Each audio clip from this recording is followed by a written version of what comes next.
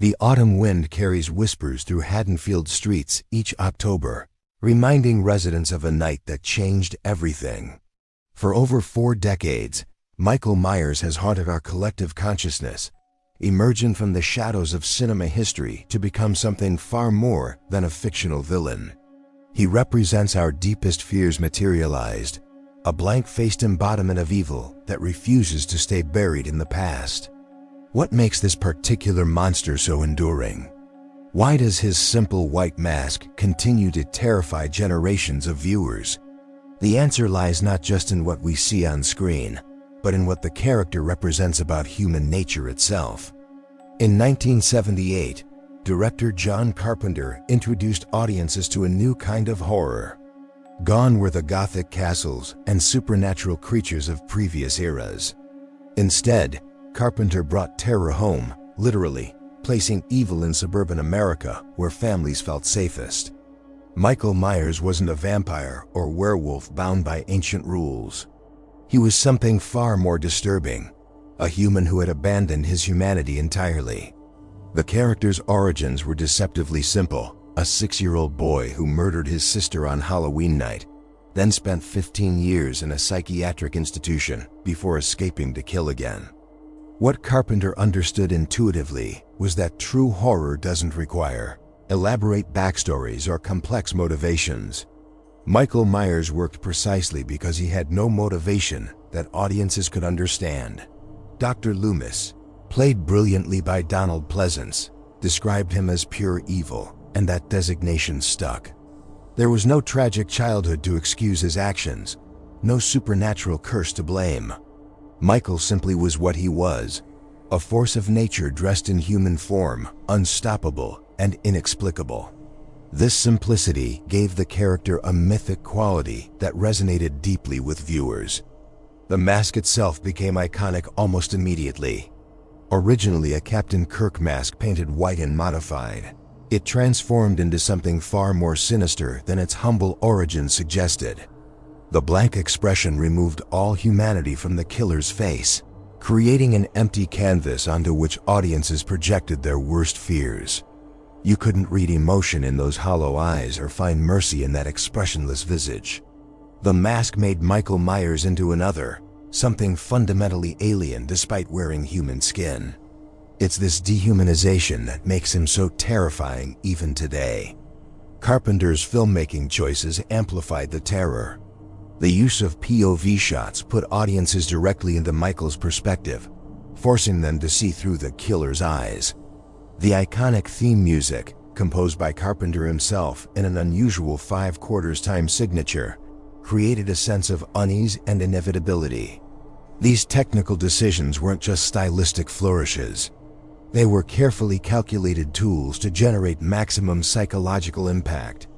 The director understood that what you don't show is often more frightening than graphic violence. Michael lurking in the background, barely visible, proved more effective than any jump scare. The original Halloween succeeded on a remarkably small budget, demonstrating that genuine horror doesn't require expensive special effects or elaborate sets. What it needs is atmosphere, tension, and a threat that feels real. Carpenter created all three through skillful cinematography and patient pacing. Modern horror often relies on shock value and gore, but Halloween proved that sustained dread could be far more effective.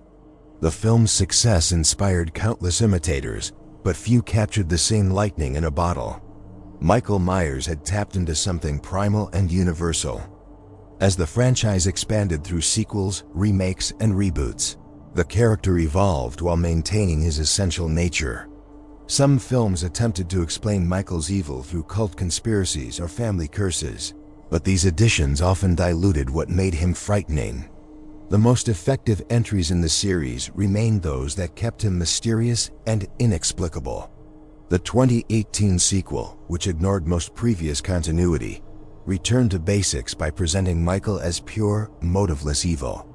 This back-to-basics approach resonated with audiences who remembered what made the original so effective. The psychology behind Michael Myers' appeal runs deeper than simple shock value. He represents the fear that evil can emerge anywhere, even in quiet suburban neighborhoods where children play and families gather. He's the dark stranger who doesn't belong but refuses to leave, the uninvited guest who violates the sanctity of home. In an era when people increasingly felt unsafe in their own communities, Michael embodied those anxieties perfectly. He proved that locks and alarms couldn't keep evil out when it was determined enough to enter. Horror scholars have analyzed Michael Myers through various theoretical lenses over the years. Some see him as a critique of suburban complacency, others as a manifestation of repressed violence in American culture. Feminist critics have examined his targeting of sexually active teenagers, reading moral judgments into his victim selection. However, the character's power transcends any single interpretation. Like all effective mythological figures, Michael Myers contains multitudes, meaning different things to different viewers, while maintaining his core identity as an avatar of pure malevolence. The slasher genre that Halloween helped create has since become a staple of horror cinema, spawning countless imitators and variations. Yet Michael Myers remains distinct from his successors. Unlike Freddy Krueger with his dark humor or Jason Voorhees with his tragic backstory, Michael offers no comic relief or sympathetic origin. He's relentless, silent, and utterly without mercy or remorse. This purity of purpose makes him simultaneously less human and more terrifying than villains who crack jokes or show moments of vulnerability. He never breaks character, never gives audiences a moment to relax. The franchise's longevity speaks to Michael's enduring relevance. Each generation discovers him anew, finding fresh reasons to be frightened by the shape stalking through Haddonfield streets. Parents who watched the original as teenagers now introduce their own children to the films, creating a multi-generational legacy of fear.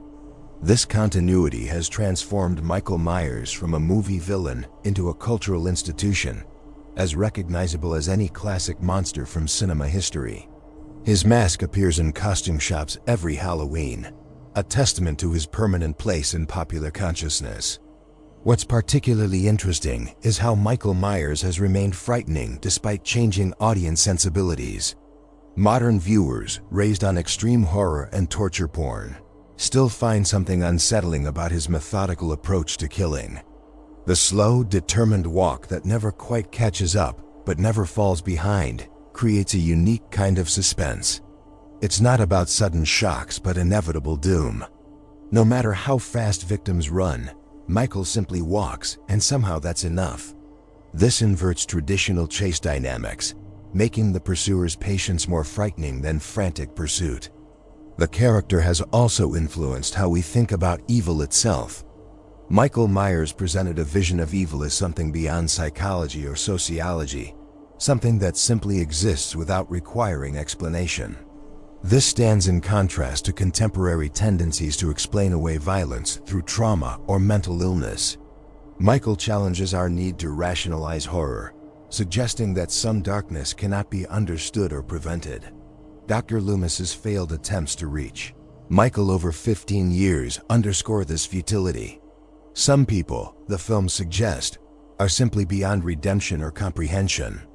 Behind the scenes, the Halloween franchise has had its share of real-world drama, though nothing as sensational as urban legends sometimes suggest.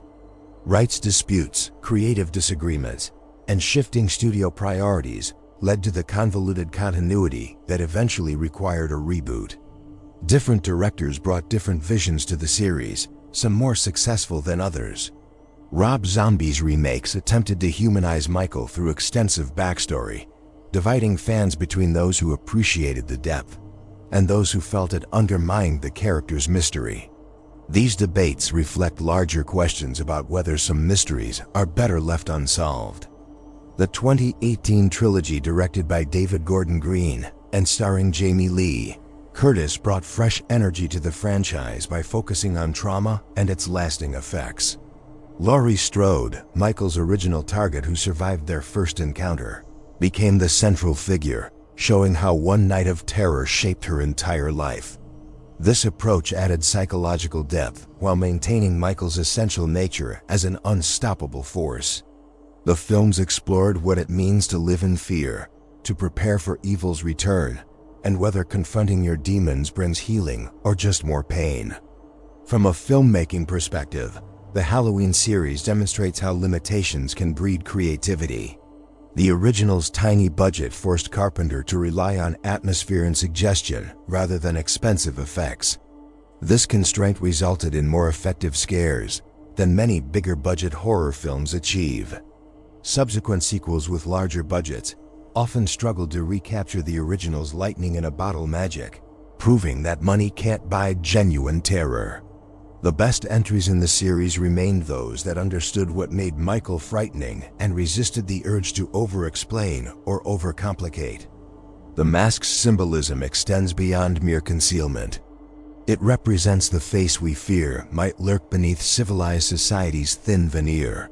Everyone wears masks metaphorically, hiding their true selves from the world. But Michael's literal mask suggests something more disturbing. What if there's nothing underneath but emptiness? What if evil has no face because it has no personality, no inner life, just an endless appetite for destruction? This existential horror cuts deeper than any knife, challenging our assumptions about consciousness and human nature. Michael Myers has also become intertwined with Halloween itself, the holiday when he strikes. This connection isn't coincidental. Carpenter deliberately chose Halloween for its associations with masks, darkness, and the blurring of boundaries between worlds. Ancient Samhain tradition spoke of nights when the veil between living and dead grew thin. Michael embodies that liminal space, seeming neither fully alive nor completely dead. He can be shot, stabbed, and burned, yet he always returns. This supernatural resilience, never quite explained, makes him feel less like a man than a force of nature. For audiences aged 35 to 60, Michael Myers carries particular resonance. Many in this demographic saw the original Halloween during their formative years, experiencing its terrors at an age when the line between fiction and reality felt thinner. That first viewing left an impression that subsequent viewings, no matter how many, cannot quite erase. There's nostalgia mixed with genuine fear, a complex emotional response that younger viewers might not fully appreciate. Michael Myers isn't just scary. He's connected to personal history, to memories of being young and frightened in the best possible way. The character has influenced popular culture far beyond cinema. Video games, novels, comics, and merchandise have expanded the Halloween universe, exploring corners the films never visit. While quality varies, the best of these supplementary materials understand what makes Michael work and resist the temptation to diminish him. He remains most effective when kept mysterious, when writers and artists trust audiences to find their own meanings in his blank expression. Over-explanation is the enemy of mythic power, and Michael's strength lies in remaining fundamentally unknowable. As we approach Halloween each year, Michael Myers' presence grows stronger in collective consciousness. Horror fans debate which film is best, which kills are most memorable, which timeline to follow.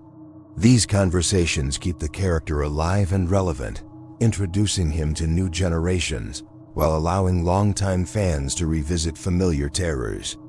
The franchise's willingness to essentially reboot itself multiple times demonstrates both Michael's flexibility as a character and audiences' seemingly infinite appetite for his particular brand of horror. He's become seasonal tradition, as much a part of Halloween as jack-o'-lanterns and candy. The question of why we enjoy being frightened by characters like Michael Myers has puzzled psychologists and cultural critics for decades. Horror provides a safe space to confront death and violence, experiencing terror with the knowledge that we can walk away when credits roll. Michael Myers, specifically, offers the thrill of facing pure evil and living to tell the tale, at least from our seats in the theater. There's catharsis in survival, even vicarious survival through characters on screen. We test ourselves against our fears without real danger, emerging stronger for having faced them. Looking at the Halloween franchise's evolution reveals changing cultural anxieties across decades. The original reflected 1970s fears about strangers and random violence. Later sequels incorporated cult conspiracies and family secrets, mirroring 1980s and 1990s obsessions with hidden histories and institutional corruption. The recent trilogy addresses trauma, survivorship, and intergenerational pain, concerns very much of our current moment. Yet through all these changes, Michael himself remains consistent, a constant in an ever-shifting world. His unchanging nature might be part of his appeal. In uncertain times, there's odd comfort in reliable fear. The filmmaking craft displayed in the best Halloween films deserves recognition. Cinematographers who can make ordinary suburban streets feel menacing, editors who understand the rhythm of suspense, composers who create memorable themes all contribute to Michael Myers' effectiveness. These technical artists work in service of terror, using every tool at their disposal to manipulate audience emotions. When it works, the result is more than mere entertainment. It's a carefully orchestrated assault on our sense of safety. We leave theaters looking over our shoulders, jumping at shadows, thoroughly spooked despite knowing it was all pretend. Michael Myers has also sparked discussions about violence in media and its effects on society. Critics argue that slasher films glorify killing and desensitize viewers to violence. Defenders counter that horror provides catharsis and allows audiences to safely explore dark impulses. The truth likely lies somewhere between these extremes. What's undeniable is that Michael Myers in films like Halloween have become part of our cultural conversation about violence, evil, and how we represent them in art. These discussions are worth having, even if definitive answers remain elusive. The acting in Halloween films, particularly the original, creates much of their impact. Jamie Lee Curtis's performance as Laurie Strode established her as a scream queen and launched a successful career. Her portrayal balanced vulnerability with resourcefulness, making Laurie a character audiences could root for rather than just another victim. Donald Pleasance brought gravitas to Dr. Loomis, selling the idea that Michael was genuinely dangerous rather than just a disturbed patient. Their performances grounded the film in emotional reality, making the horror feel more immediate and personal. Nick Castle, who played Michael Myers in the original, deserves credit for creating the character's distinctive physical presence. The way he moved, patient and purposeful, established Michael's signature style. Later actors who donned the mask studied Castle's performance, trying to capture that same quality of inhuman patience. It's harder than it looks to move in ways that feel simultaneously human and not quite human.